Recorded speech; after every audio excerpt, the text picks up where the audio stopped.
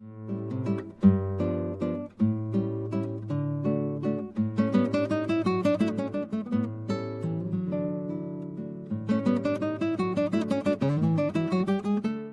storytellers, and welcome back to the Storyteller Shelf podcast. It's Jackie here with Teresa, and we have brought on another special guest. Today, we're speaking with Anne Broyles, a picture book author, middle grade author, and a young adult novel author. So she does a little bit of everything, and she has been wildly successful. She's going to tell us a little bit about how to do it all today and what her traditional publishing journey was like. Anne, can you please tell us a little bit more about yourself and how is it that you got into writing children's books? I always loved to write. From the time I was in 5th grade on, had some great teachers, high school, college.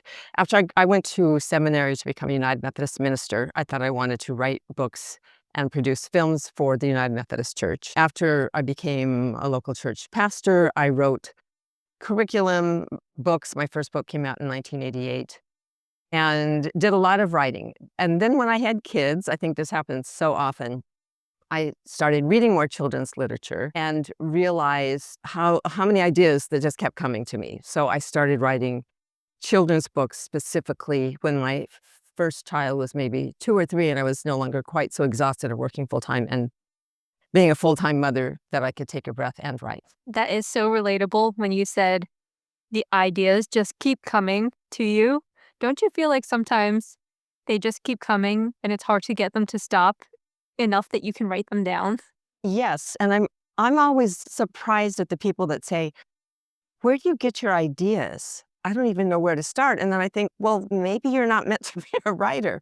If your imagination doesn't flow in that way. I write down a lot of my ideas, and I would say probably 90-some% of my ideas never see the light of day other than getting just written down a little bit, or I work on them a little bit and find out, that's really not gonna go. So yes, I think, I'm in an airport and I'm watching people and I start kind of making up stories in my head about who they are, or in the grocery line, or I read a book, or I just think ideas, for those of us whose minds are open to it, I think ideas are everywhere. I love that answer. It's so fun and so true. I think every writer, they're an open channel and the downloads are there and you got to keep going. All right, let's go back to you and all of these incredible books that you've written, because you have written for more than one age group.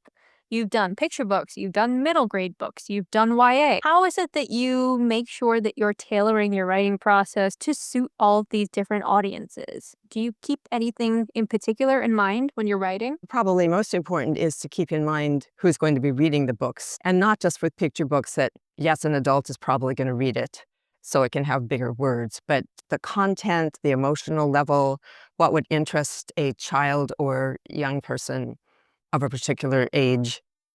Picture books, I really think, are the hardest and I love the most because they're like poetry. You're trying to pare down and have it be just the right words and no more. Middle grade, a lot of that is trying to just embrace kids who are able to read on their own and have big ideas and emotionally still are not where they should be. They're not, up at the high school level. And then young adult, you can do so many more things in terms of subject and theme and action and language. I do think picture books are probably still my favorite because it's so satisfying to get rid of words and pare it down to just the bare minimum. Yes, I think we can all relate to that. I love picture books, and I would like to kind of pivot where is cultural influence and representation in your work. You're a proud member of the Cherokee Nation. How has your heritage influenced your writing and your storytelling? That's a good question. My mother was really proud of being Cherokee and brought me up to be proud as well. Enough that I got in trouble in 1st grade because when the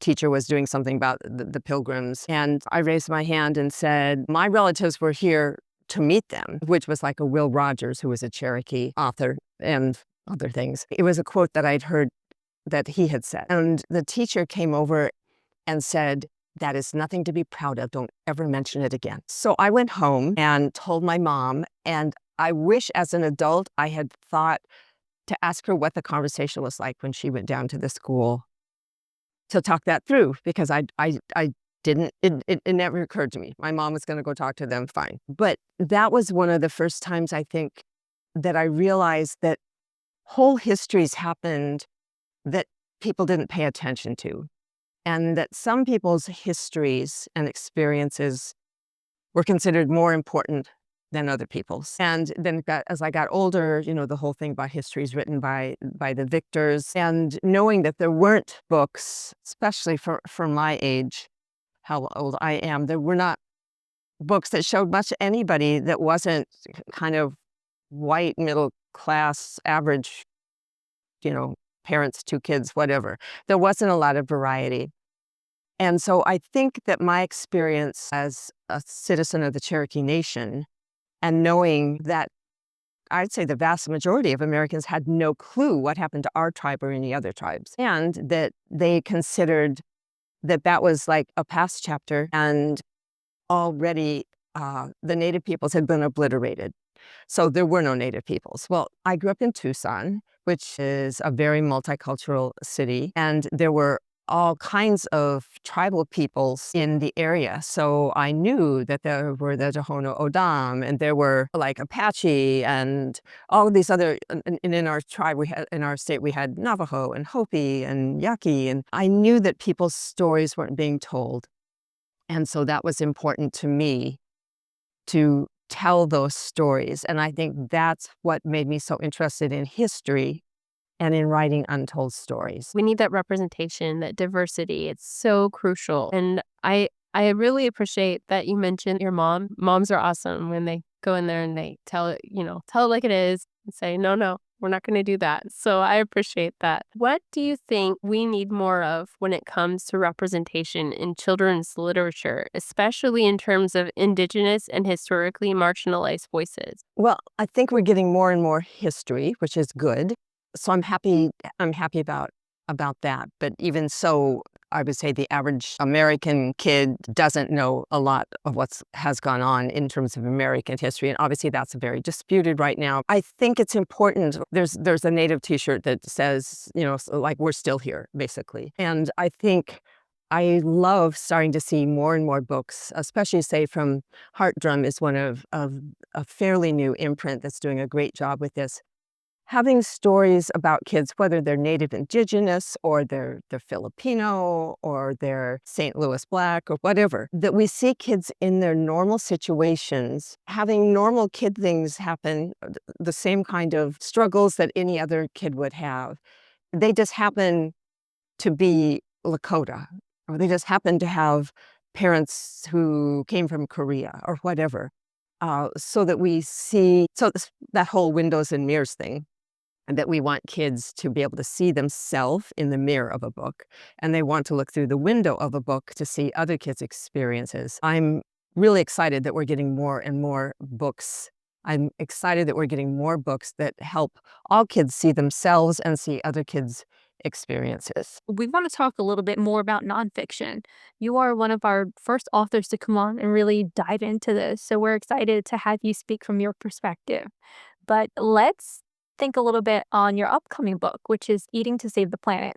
It's about climate change and veganism, and it's for middle grade. So how do we take these complex topics, things like climate change and diet, and make sure that they're accurate and engaging for kids? That was a challenge for me because I am not science-minded, and I was asked to write a science-based book that needed to provide evidence that eating no or less meat would be better for the planet. So it was a challenge because I had to do so much research. A person who was more science-based and smarter in that way wouldn't have had to do all the research. So I had to do all this research just to understand basic things like carbon emissions that somebody else would have already known.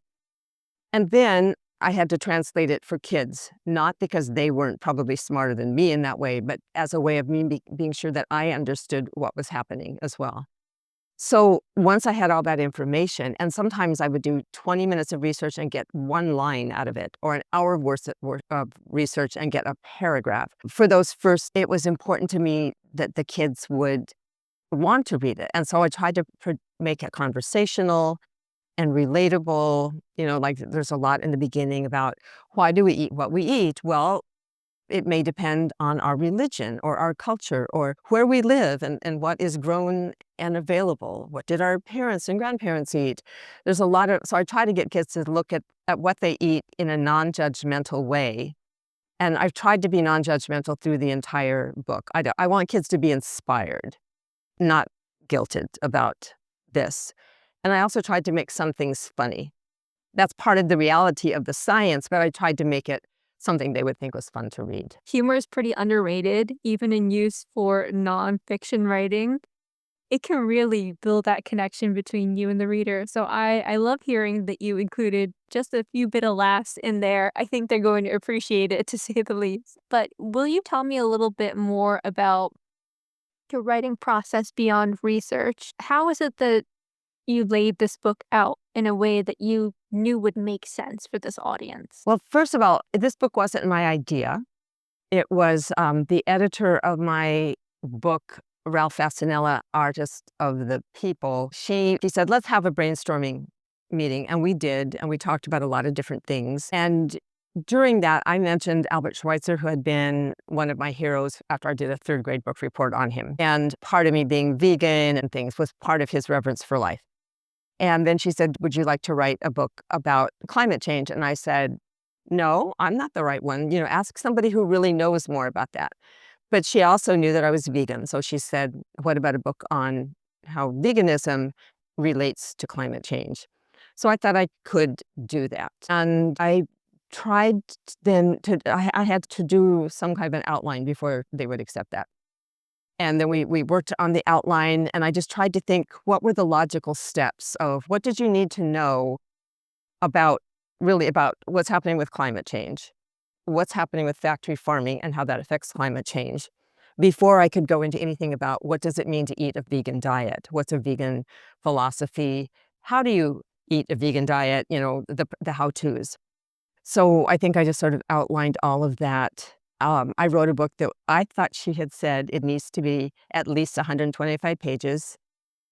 Possibly misheard her because I wrote 175, and then she said, no, it's 125. So I had to get rid of a lot.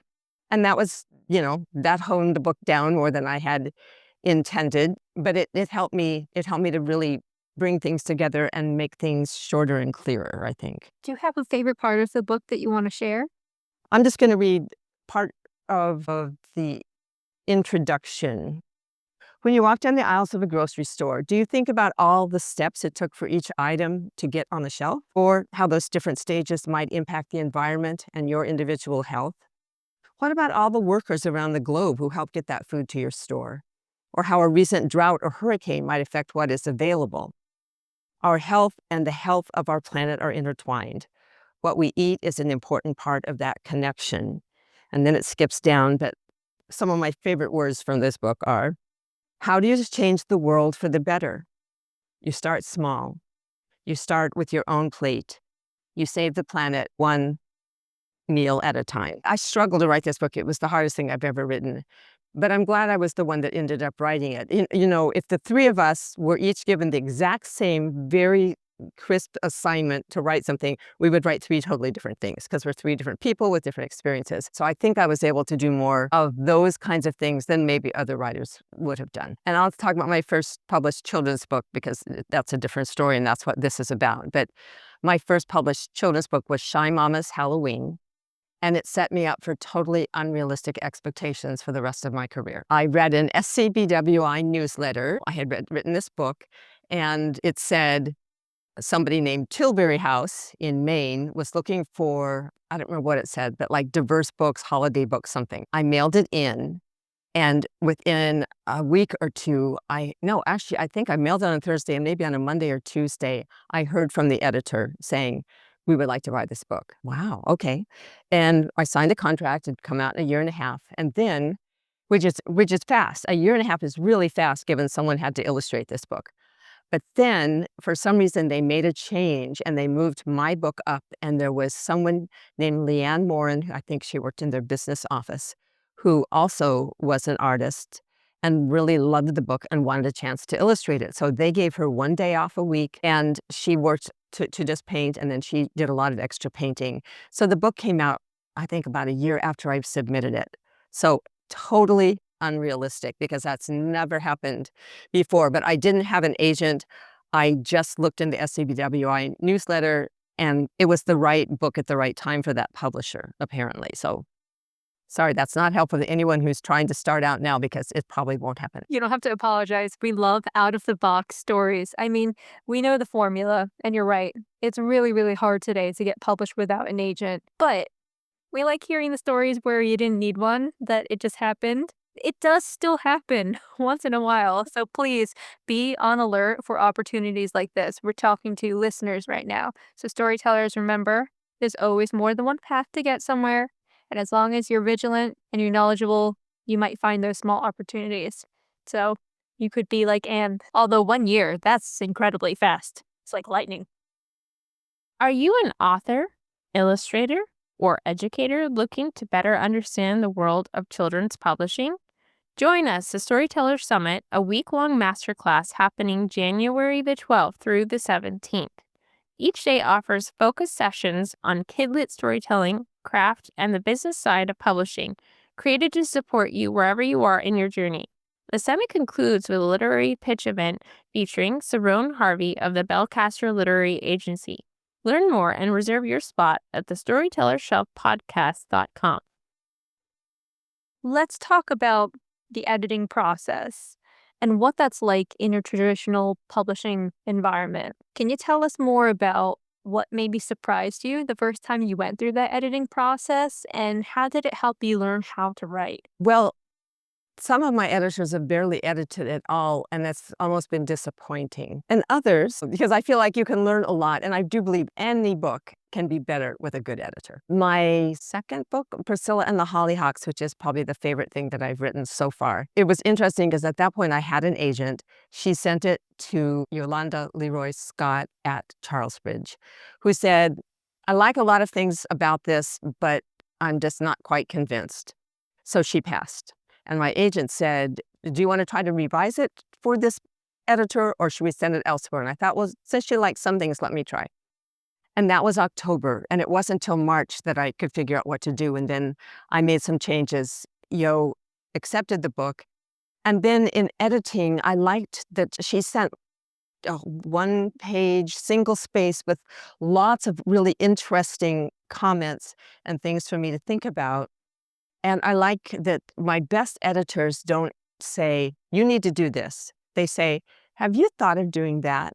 Or I wonder if. And most of them say, of course, you don't have to change it if you don't want to. But I figure they know what they're doing. And I listen to them, and at least there's nothing I wouldn't at least consider. Like the book that's coming out next year from Scholastic is the Cherokee Trail of Tears book. And that editor just said simple things, but like at one point she said, I'd like to see this relationship built up more. This event here, up here, feels like it came out of the blue. I didn't know they were so attached to each other. And then I went back and realized they didn't appear attached because I had like left the love interest out for 5 chapters. And just that kind of little nudge and reminder, I think the editors see the whole project and they know what's needed in a way that the author could get just too close to it. And of course, sometimes we get attached to our words and think that we can't possibly live without them. And usually we can. You know, there are some books that I think couldn't have been the same without a few lines, but other books, once those words are gone, you know, we move on and we have a stronger book. The other thing that makes me think of is when I get an editor's letter, no matter how many pages it is or what's on it, I go through and I read everything. And there's some things I immediately like, oh, yeah, or that's an easy fix, or what does she think? Or what is she thinking? I don't know how to do that. So I go through and I pick off the easy ones first and I cross them out or check them off like, okay, got that done, got that done. And then I'm left with what I thought was going to be the hardest bugaboo. And often by the time I've done those other changes, I'm more ready to accept whatever small tweak or large the editor has suggested. That's a really good workflow. We are fans of listing at the Storyteller Shelf podcast, and we love writing things down and checking them off. Well, partly because I've written several things from real life, I had to be more of a plotter because I had events that happened that needed to be in there. So it's different if you're writing something like even my Priscilla and the Hollyhocks or the Cherokee book that's coming out next year. I have one on Ellis Island that I'm working on. Those I need to be at least have the general chronology of it, and then I add other things. And I always think people must think writers are crazy when, I mean, don't you find it exciting that you sit down and suddenly think, what needs to happen here, or this is what happened, what would my character do next, and then you just think of a scene and you have them talk. It just sort of comes from who knows where. That's an exciting thing. So probably more of a plotter. But like with the Ralph Fasanella book, I had the idea in 2012, got permission from my protagonist's son, since he's a real life person, to write the book. I didn't write it till 2020, finish writing it and sell it, because I couldn't find the way into the book. So I wasn't plotting that book. I just had to find out what was the heart of the story and what did I want to tell. It had different titles, it had different foci, and then when I finally found sort of the narrative that Ralph was always a daredevil and took it through the book, that's what finally worked for me. Let me steal this thought thread of organization, because even if you're not a plotter, you still have to be organized to write a book. And you have to be somewhat organized to edit your book. So on production side of the creation of the story, you need some skills to set you in order. But what about after the book? So this is where we get into the question that Anne and I were speaking about before we hopped on, which is when it comes to marketing after your book is published, how do you keep things organized to make sure that you, as the author, are able to get your book out there to the right people? Well, I would say as soon as a book is sold, start thinking about marketing. Because when I first started, I believe publishers had resources to do a lot more helping on that than they are now. And rather than just be frustrated at publishers for not doing all that I think they could do, not knowing their limited resources though, I make lists of what I think I could do. And I try to be creative and think slightly out of the box. So it's not just all bookstore kind of things. And definitely lists. I have a whole July and August list because my book comes out August 20th. And I'm doing podcasts, I'm doing blogs, I'm making Canva things to be putting out, working on a book trailer, new website, all those things. But I feel like we need to be creative. This, I think, is really important for especially people who are just starting out. The most important thing for you to do is to join SCBWI, Society of Children's Book Writers and Illustrators, because they have webinars, they have conferences, they can set you up in critique groups and really help you work on your craft. And part of then what happens is you begin to build a list of contacts, not just saying, I want to use these people later, but you make friends who are also writers or illustrators or editors. And that is so useful when it comes to marketing, partly because you can link with people. Like last night, I was at Opera in the Park here in Portland and saw a friend who has just written an adult book on Laura Ingalls Wilder that's been getting some big buzz. And I saw her and I said, why don't we do a book event together? Now, she's done an adult book. I've done a middle grade book, but they're both nonfiction. They both involve a lot of research. So we're going to do an event together. If I hadn't gone through the joining SCBWI, starting to meet people, getting to know a friend of a friend, I wouldn't even know her. I wouldn't even know her book was coming out. So that networking is really important. The other thing is then I have people who can mentor me. They don't even know they're mentoring maybe. Maybe I'm just looking at their Instagram posts. Maybe I'm just seeing the kind of things they're doing for PR and thinking, oh, that's a great idea. I can do that. So I think all of those things, we just learn to be creative, borrow other people's ideas, share our own ideas. I think it's just the way it is. And I wouldn't want to be anything but a traditionally published author, because someone who does independent publishing has to then do so much more. And some people have those skills and some people don't. But I don't want to do all my own editing. I don't want to have to choose how it's going to be published and where I'm going to sell it and all of that. So we probably have to do a little less marketing than someone who self-publishes, but I've decided just to embrace it because I have no choice. So I'm trying to get good at it, trying to be creative. Like I said, one of my most interesting things that I did for the I'm Gonna Paint book was the book came out right around the time that the Portland Association of Teachers were on strike. So it was and there were some other big labor union strikes going on in the country. So it was good timing in that way. But one of my friends was at a Portland Association of Teachers union meeting. And there was a reporter there who talked to him about something. And he said, "Oh, you should talk to my friend. She just wrote a book about a man who was a labor union activist and became an artist." So she called me and did an article for me on, I think it was the Pacific Northwest Labor Union newspaper. And then the Oregon AFL-CIO asked if I would want to do an event there. And that was so interesting. It was all adults, but it's like, if you're going to write about an artist, well, artists are going to be interested. If you're going to write about an activist, activists are going to be interested. And I was also writing about a labor union organizer. I learned a lot from being with people who were actually putting their lives on the line during strikes, who had heard of Ralph Fasanella, maybe met him. They brought to me this whole breadth of wisdom that I didn't have about my own book. And then when I did other events, I could say things about stories about Ralph that I hadn't known or discovered with research. What you're saying to me is speaking to the publicity expert in me, which is you have to find your people. Everybody has some people for whatever you're writing. I don't care if you've written a book about a rock. If you do, you know who to call. You go straight to people who study them because there's something out there for everyone. And one of my favorite things to do when I was working with publicity is that I like to think out of the box, exactly like Anne is saying. And I like to say, okay, what is the core mission here? Who are the cast of characters? What are their qualities? And then you can relate that to something larger. So there's a club out there somewhere, there's an organization out there somewhere, there is a someone out there that you have to find. It's just using the internet really to find those people and knowing how to pitch yourself.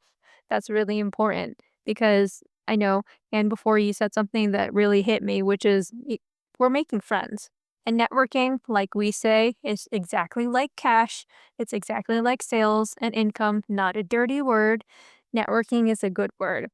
You're out there to make friends, and you can still make friends with people who help you do things, and you can help them do things too.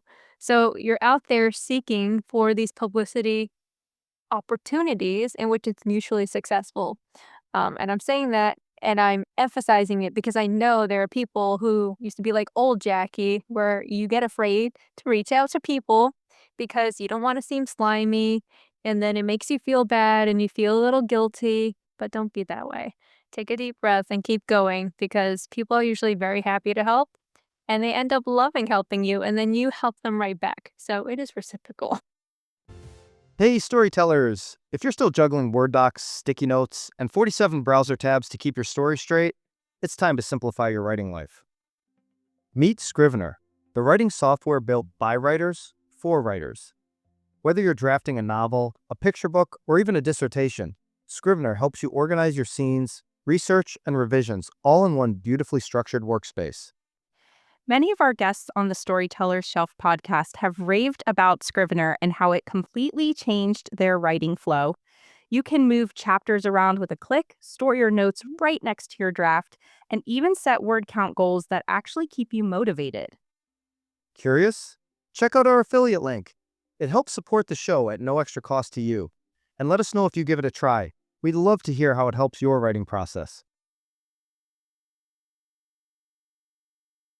And the other thing is, I think sometimes people fear the rejection of, what if I call this bookstore and they don't want to have me? What if I try to school visit and nobody cares? Or, what if I reach out to another writer I admire and they don't get back to me? It's all possible. And it's just like when we send manuscripts out, we are going to get rejections more than we're going to get acceptances, probably. And some of those people we reach out to may be too busy or disinterested or not get back to us. And then we just try somebody else. You can't be afraid of no in this industry. If you're going to be an author, like Anne says, you probably get more no's than yeses, but the yeses work out in the end. I say it's good to get the no's because then you know who you're not working with, and that shortens the list so that you can find your yes. When you hit a creative block or feel discouraged, what keeps you going? If I hit a creative block, it doesn't happen very often, but I might just feel stuck, like, I just don't know what to do right now with this particular manuscript. I work on multiple manuscripts at a time, so I just find something else to switch to, maybe just for a day, but just enough so that I don't get mired down. And so I give my brain a little break. Sometimes that's what I need. Or I may go for a walk. It's that often helps, or some other kind of exercise. In terms of being discouraged, that I've had many, many times in my career. Enough that I don't know how many times I've said to my husband and my kids, who are now adults, I'm not making any money at this. And I would have more money to leave to you kids if I just got a regular job. And then all three of them always say things like, what would you rather be doing? And I'll say, well, there's nothing. I love working from home. I love living in my head. I love going to writing events. And then they'd say, then don't worry about the money. Just keep at it. And when I won the Oregon Book Award for I'm Going to Paint Ralph Fasanella, Artist of the People, a few months ago, I teared up in my acceptance speech when I looked out and saw my husband, my daughter, my son, and my daughter-in-law, and they were all teary because they'd gone through this with me. And they finally saw, one award that said that it was worth it. And so I would say, for people who get discouraged, and I don't know anybody who doesn't, every rejection is a little discouragement, even though we can say, oh, we get lots of rejections. Everyone just pierces a little bit or a lot. I would say, believe in yourself and get back to your work and don't give up. Those are the main things, but really believe in yourself. If you've got stories that you want to tell and you think you have the words to do that and you have the passion for it, don't let any of this other garbage, like rejections or being stuck, don't let that get in the way, but just believe in yourself and persevere. I think it's so important to have family that have that also support and believing in you. I can empathize with that. And I like that you said that keep going, don't give up, don't let discouragement from making things happen. I think that's really important. So I appreciate that. What advice do you have for aspiring authors and illustrators who want to break into children's publishing, but they might feel overwhelmed and where to start? Find your people, which is kind of in any career. Find some people, whether they're all other beginning authors or whether they're people who are well published and can be a mentor to you. Don't be alone in it. It's enough of a solitary career working, unless you work co-writing. Pretty much you're going to be alone a lot of the time. So find your people. Even if you're introverted, get yourself to a conference, watch a webinar, do something where you with other people who have the same kind of questions and the same needs, maybe in the same stage or a different stage that you can learn from. So I think that would be my advice. And are there any new projects, topics, formats that you're excited to explore next? I'm in final edits for a book with Scholastic coming out fall of 2026, and it's the one that I started more than 35 years ago. Before I knew about SEBWI, before I had the writing craft, I was already doing research on a book about a real-life person who survived the Cherokee Trail of Tears in 1838. It took me a lot of years, off and on, to get the skills through conferences, through mentor writers, through critique groups to write that book. So it's really the book of my heart, and it's coming out next year, and I'm very excited about that. It's called Words Spoken True. I have another manuscript I'm working on right now. I have other manuscripts that are out with editors. We'll see what happens with them. But the one I will work on next is a sort of a different retelling of the Ellis Island story. And a friend and I are hoping to co-write a hilarious, hopefully hilarious, I asked her on board because she's funnier than I am, a chapter book, like a trilogy. So we'll see if that happens. And I have a whole list of books that I've already written, some of them like hundreds of pages or a lot, that I, like one by one, I'm going back to see what I want to to revise on what I think might sell now. So I'm going to be busy. I don't imagine retiring. I have no reason to retire because I like what I do. As long as it gives me some freedom to do other things I like, I'm going to continue. I think as writers, as creatives, we are not the type of people to sit on our laurels. We are constantly thinking and growing and being creative. Like, who wants to retire? What's that? I think we have had one of the best episodes. It was so insightful, and we are so appreciative of you coming on because I think you have brought a lot of insight, wisdom, fun, creativity. We definitely appreciate you coming on today. Is there anything else that you want to share with the audience? One question you asked me was interesting. This is the Priscilla and the Hollyhocks book. And you said, what's my favorite book I've written? And this is it. And the reason is because remember I mentioned something about liking I like characters who are resilient. I like stories about the human spirit. And this is, a true story that I had discovered when I was researching 35 years ago, the book on the Trail of Tears. And this is like a side story of that. And this is a book that one morning I woke up, it had been 15 years since I had done the research. And then I put it away because I thought it's not my story to tell. Maybe this real life person had family members or somebody involved in the story. They should tell it. But I woke up one morning and I heard her voice in my head. And this is where writers sometimes sound sort of psychotic. But I seriously had her voice, her dialect, her story without even looking at my research from 15 years before. So I've always felt especially connected to Priscilla. And I'm just going to read you the first line and the last line because I think this is my most beautiful writing. That's my okay. When I was young and still wore slavery's yoke, I was saved by hollyhocks and a stranger's kindness. And then the last line comes with this amazing art by Anna Alter, where you see this young enslaved girl who is surrounded by the hollyhocks that help save her. And this line is, "Grow, I sang to the seeds. Bloom, I commanded the plants. Safe, I told myself. Home." Thank you for watching the Storyteller Shelf podcast. If you enjoyed this episode, be sure to like, share, and subscribe so you never miss new insights from emerging authors, illustrators, and publishing professionals. Your support truly helps our show grow. And if you'd like to support us directly, visit our Ko-fi page and click Buy Me a Ko-fi. Thanks again for tuning in.